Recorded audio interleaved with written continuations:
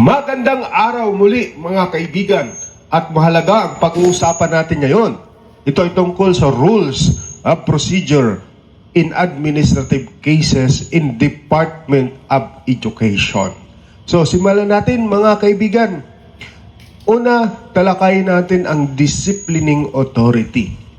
The secretary shall have original and exclusive jurisdiction for disciplinary action against officer at its central office and against presidential appointee. So they are undersecretary, assistant secretaries, regional directors, assistant regional directors, superintendent, and assistant superintendent. The regional director has disciplining authority over the teachers in their respective region, and the superintendent of the schools has the disciplining authority for administrative actions against non-teaching personnel in the respective schools division. So yan po ang pakakatandaan natin mga kaibigan, yung disciplining authority.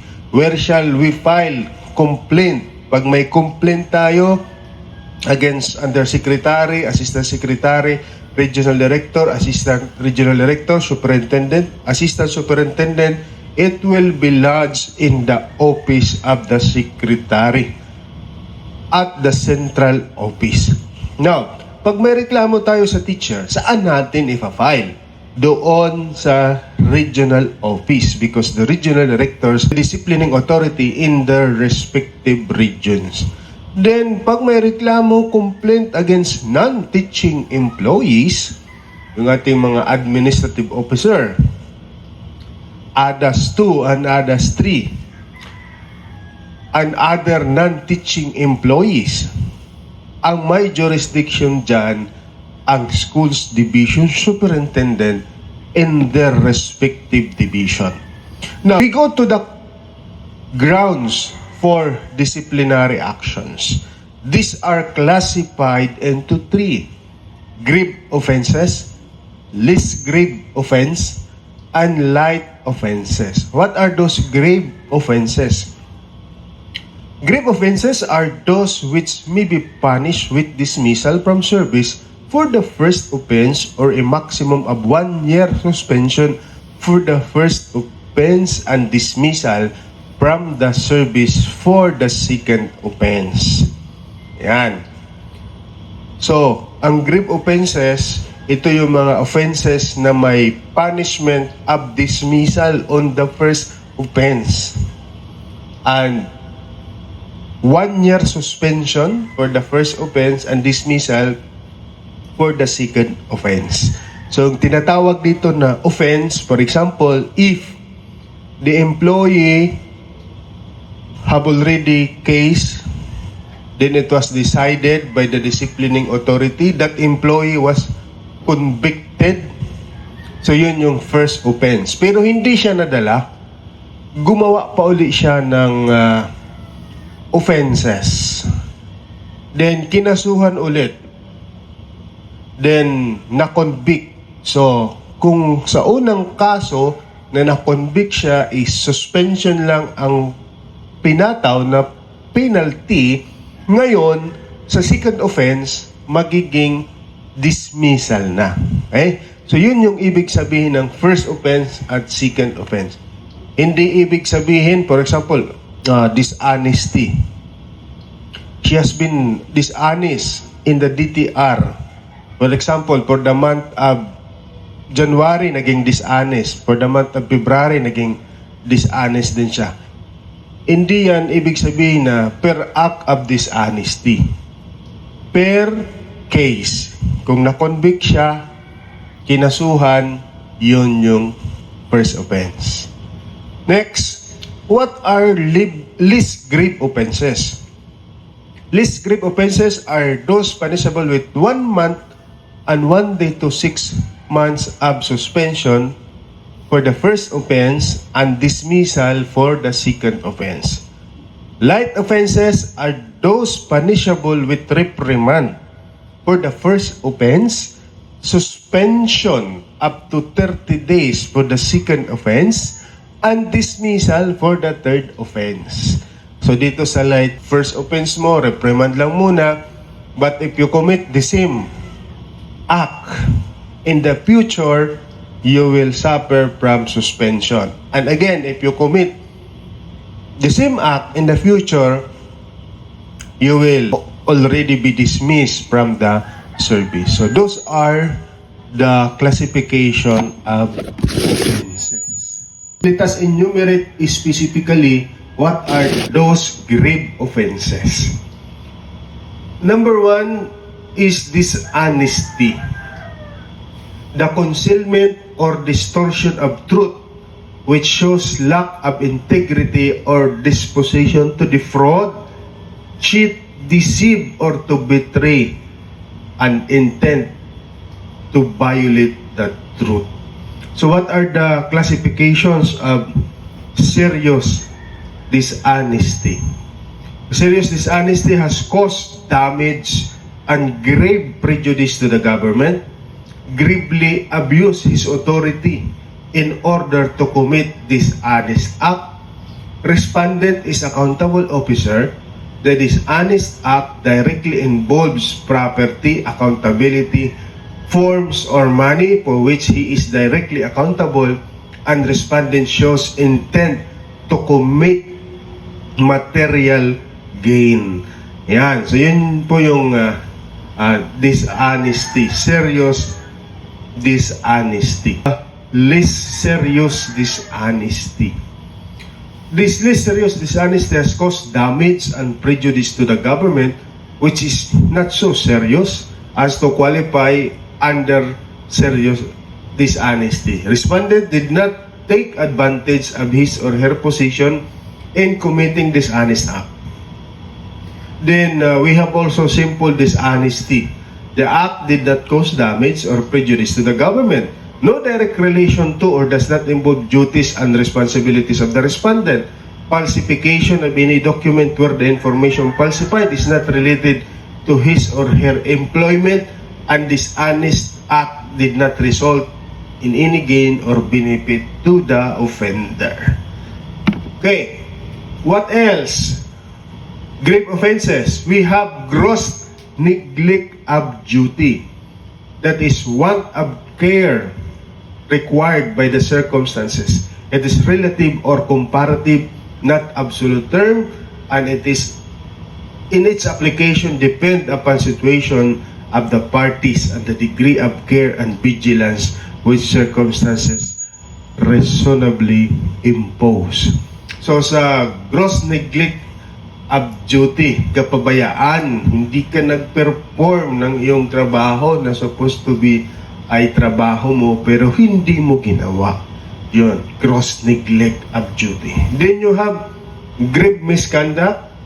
Being notoriously undesirable is also a grave offense. Conviction of a crime involving moral turpitude. Falsification of document. Physical or mental incapacity or disability due to immoral or vicious habits.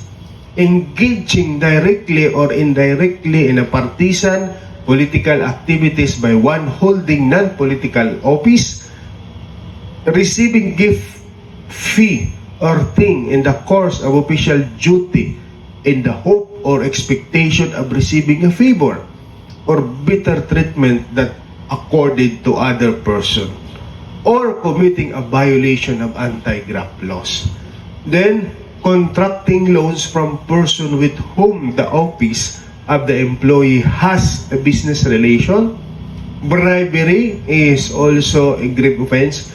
Nepotism, disloyalty to the Republic of the Philippines and to the Filipino people. Oppression, this is the act of cruelty, severity, unlawful exactions, domination, or excessive use of authority. Disgraceful and immoral conduct, inefficiency, and incompetence in the performance of official duties, frequent unauthorized absences or tardiness, refusal to perform official duty, gross insubordination, conduct prejudicial to the best interest of the service, directly or indirectly having financial and material interest in any transaction requiring the approval of his office, owing, controlling, managing, or accepting employment as officer, employee, consultant, counsel, broker, agent, trustee, or nominee in any private enterprise regulated or supervised or licensed by his office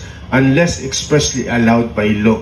Disclosing or misusing classified information officially known to him by reason of his office, not made available to the public to further his private interest or prejudice public interest. Recommending any person to any position in a private enterprise which has a regular or pending official transaction with his office. So those are grave offenses.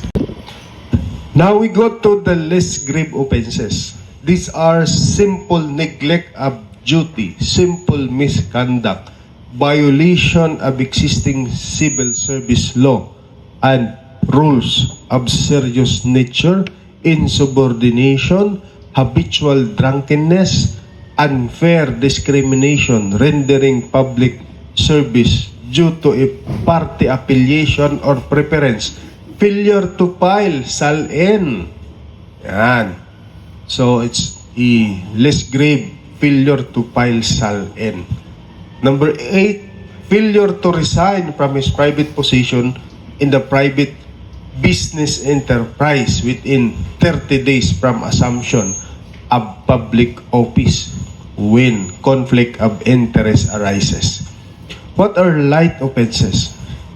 These are discourtesy in the course of official duties, improper or unauthorized solicitation, contribution from subordinate or employee, by teacher or school officials from their children, violation of reasonable rules, office rules and regulation, frequent and authorized tardiness, gambling prohibited by law, refusal to render overtime service, disgraceful, immoral, dishonest conduct prior to entering the service, borrowing money by superior officers from subordinates, lending money at usurious rate of interest, willful refusal, willful failure to pay just debt or taxes, lobbying for personal interest or gain in the legislative hall and offices without authority, promoting the sales of ticket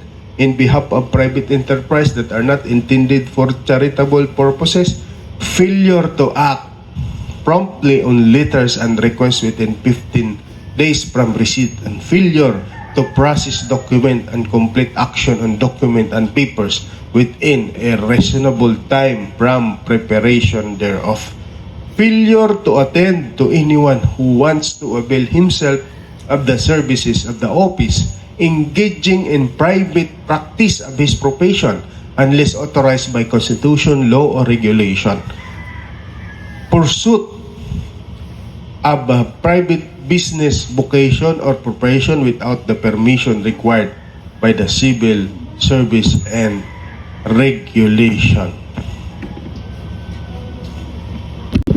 So what are the requirements for the complaint? The complaint must be under oath. Dapat subscribe and sworn to before an officer who is authorized to administer the oath or before a notary public. You have also to state the name and the address of the complainant and the respondent. Then you have the narration of relevant and material facts which describe the acts or omission allegedly committed by the person. So you have to remember that it is relevant and material facts only which is related to the acts complaint. Huwag nyo nang ilalagay doon ang hindi naman in relation to the action that you complained against an employee. Then you have to submit or to attach certified true copies of documentary evidence and affidavits of witnesses if any, And of course, attached is the certification or statement of non-forum shopping. The certification and statement of non-forum shopping, this is to prevent anyone or the complainant to file several actions, several suits intended to harass the employee.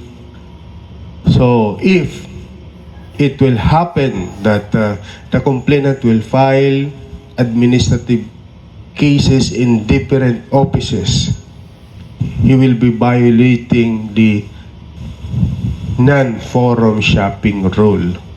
So, these are the requirements for a valid complaint. For example, hindi yan nasunod. The complaint may be dismissed. Complainant is anonymous, the complaint may be dismissed except if the Department of Education will take cognizance of the case and file it motu proprio. Ibig sabihin, the complainant itself is the Department of Education. So no need to follow these forms. Then where to file? Nasabi ko na kanina yung disciplining authority, central office, regional office, and the school's division superintendent. Yung SDS para sa non-teaching personnel. Yung teachers sa regional director, sa central office, sa secretary, pag ASIC, pag USIC, ASIC, RD, ERD, SDS, and ESDS. Now, can you withdraw the complaint filed? Yun yung tanong. Kasi may mga pagkakataon na after you have filed a complaint, nakikiusap yung employee na i-withdraw na lang yung complaint, nagmamakaawa. Ikaw naman na nag-file ng complaint, naaawa ka din doon sa employee. So, can you withdraw the complaint filed? Of course, yes. However, it does not mean that it will result to the outright dismissal of the case or exoneration of the person for any administrative liability, because if there is a merit to the allegations of the complaint, it shall be given due course without the complainant in a motu proprio case.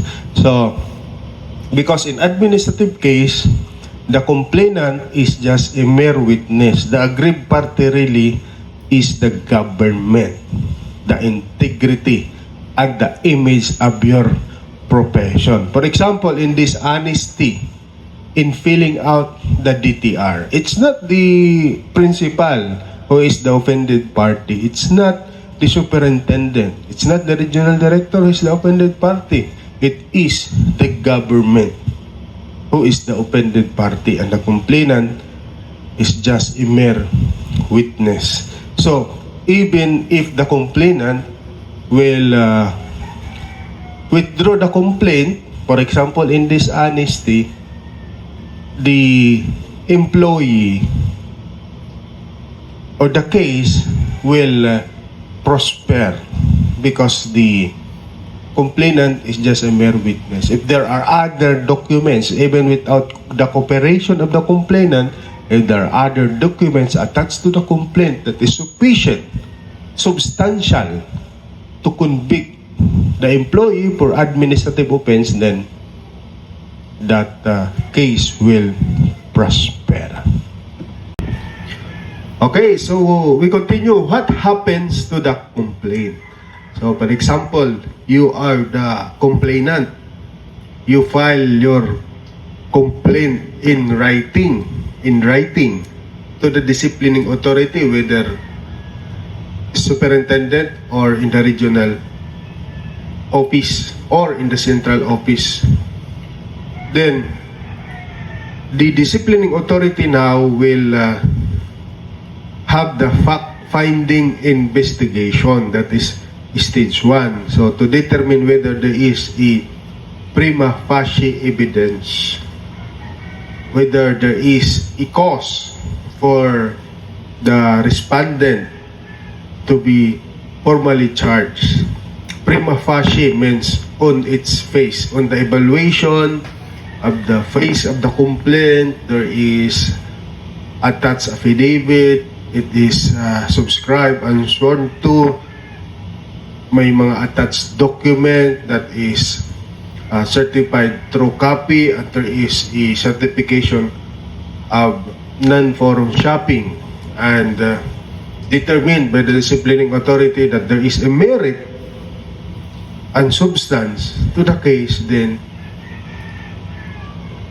it will yield into stage 2, that is the formal charge. Pero doon sa fact-finding investigation pala, stage 1, the respondent, yun ang tawag natin sa kinasuhan, the respondent employee will be given a chance to submit his or her answer, because we are observing due process. At that stage, fact-finding investigation, the respondent will be given already the chance to file an answer.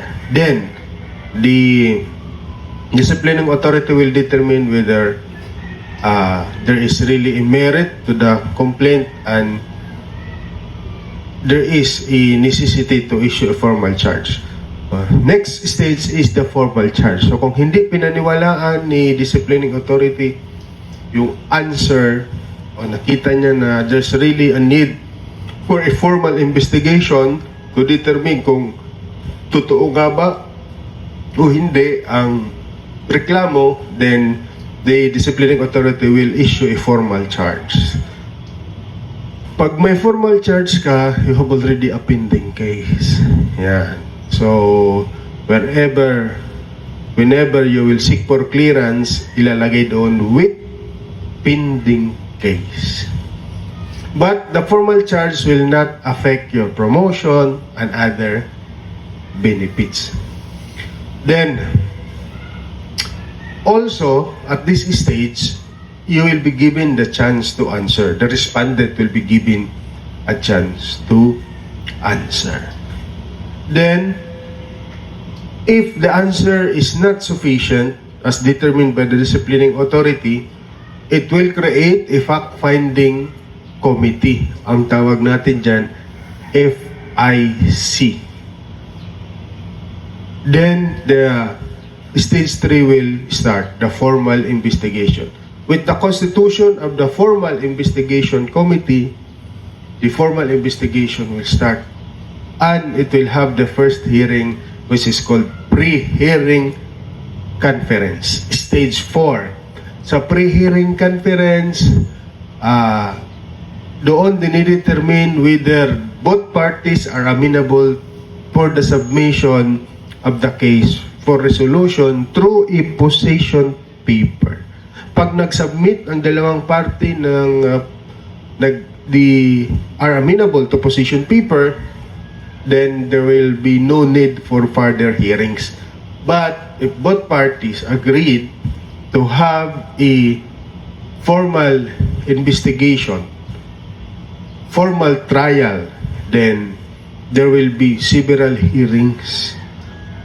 The presentation of complainant evidence first, and the witnesses' testimony, then the defendant's evidence, documents, and testimony also.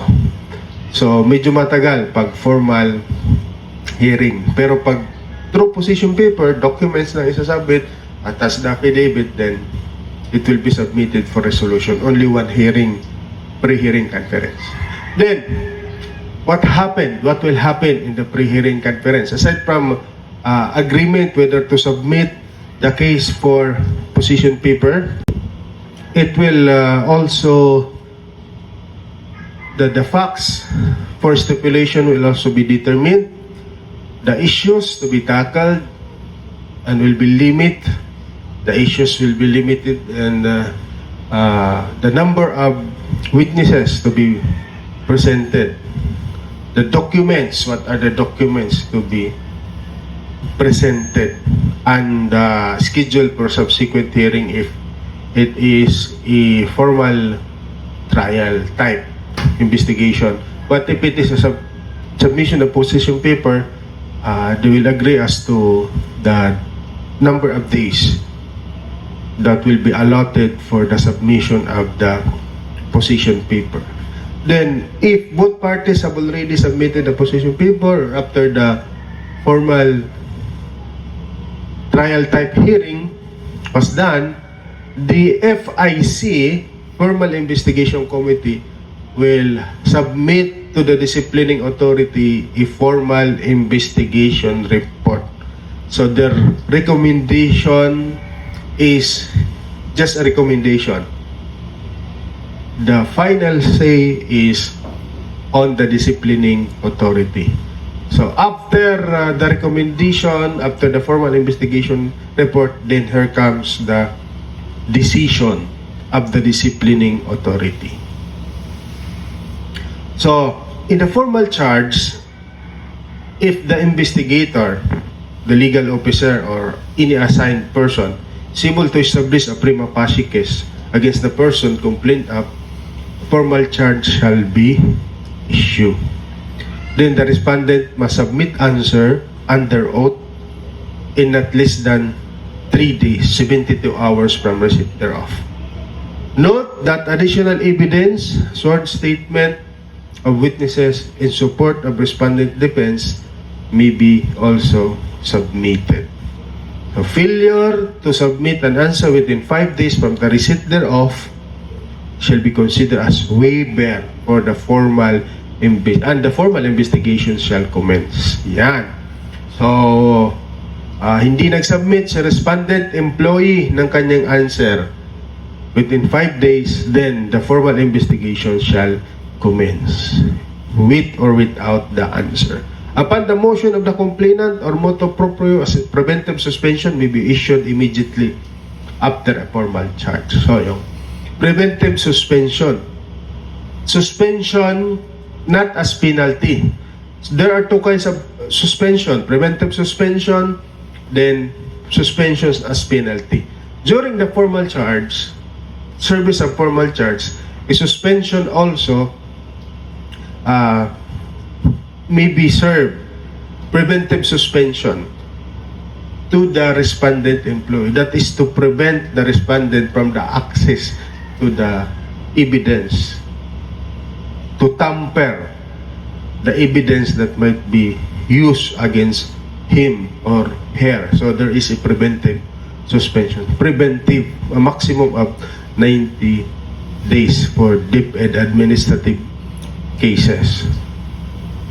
So this is not yet penalty. Iba yung suspension as penalty. Ito preventive suspension. That is done in order for the respondent not to tamper or to access the evidence that will be supposed to be used against him or her.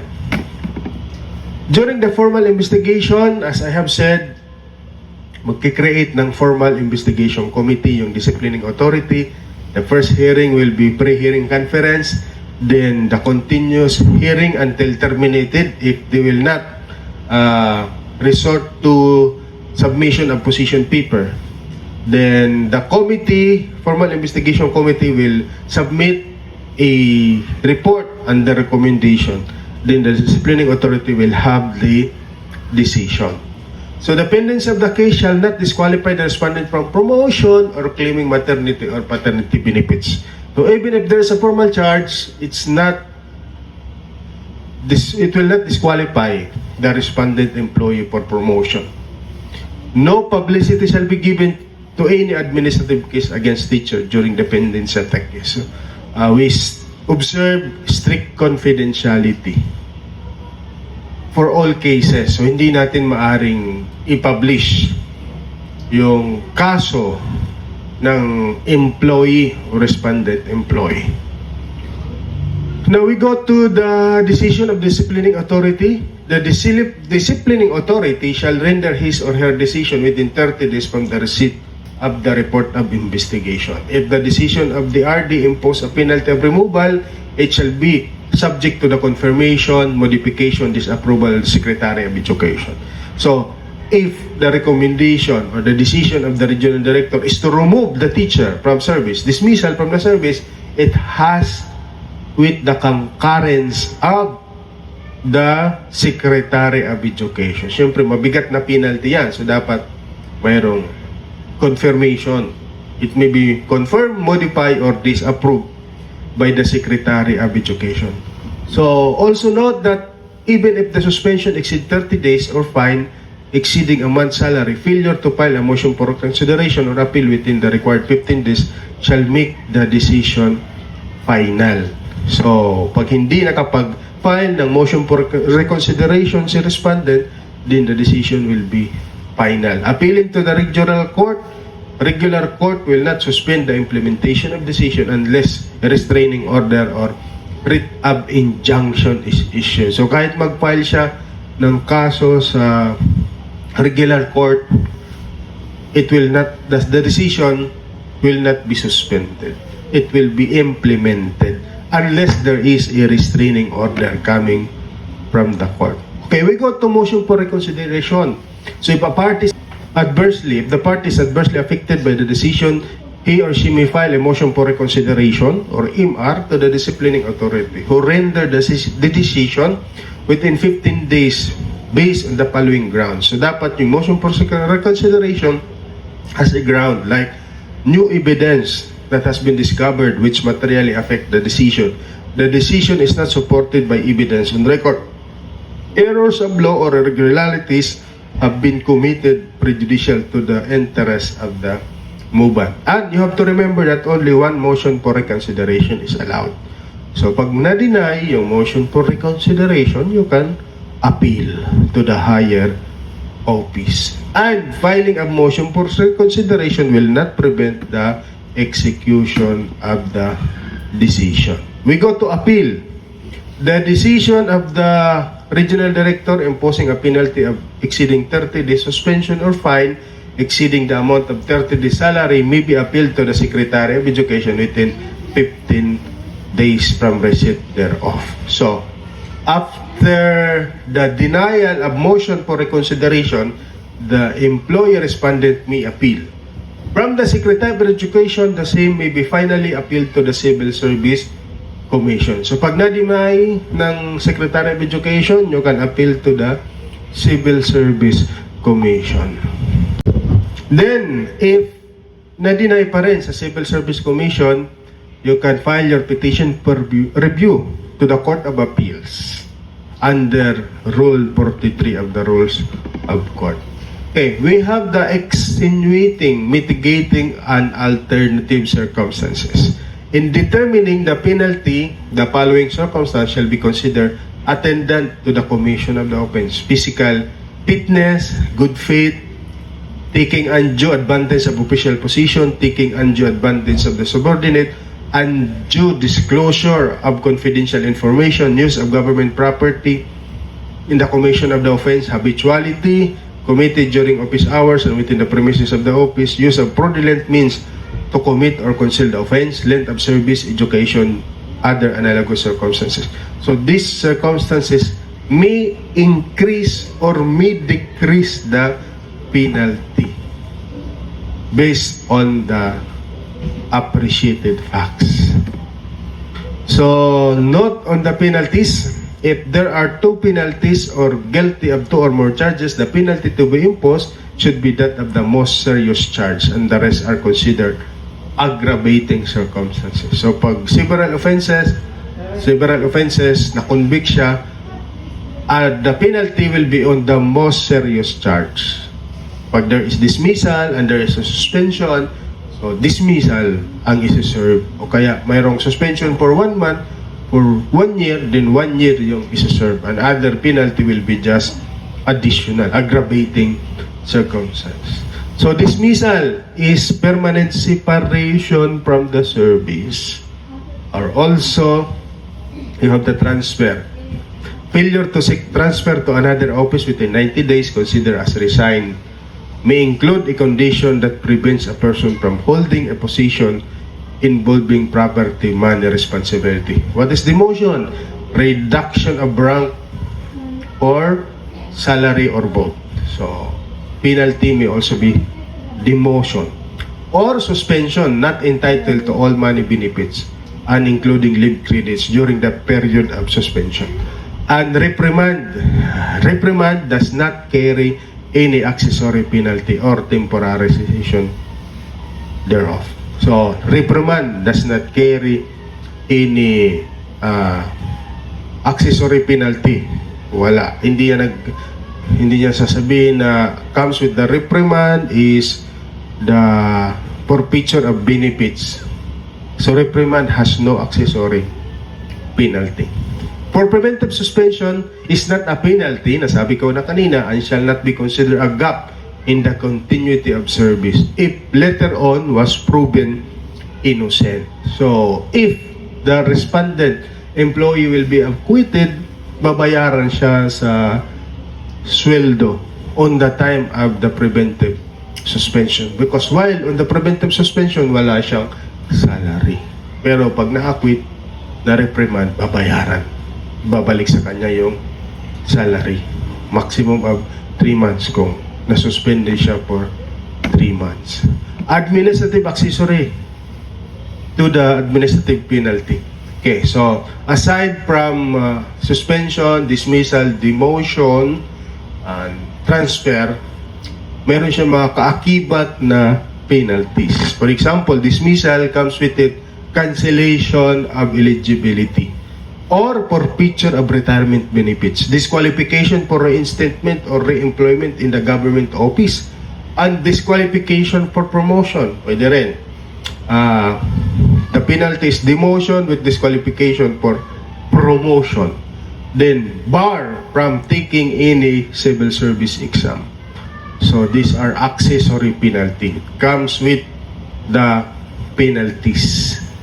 Kasali siya doon sa penalties. Suspension or dismissal with forfeiture of retirement benefits. Yung forfeiture, yun yung administrative accessory.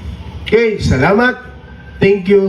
You can visit us on our Facebook page at Attorney Resty T. Adarayan. Bye-bye.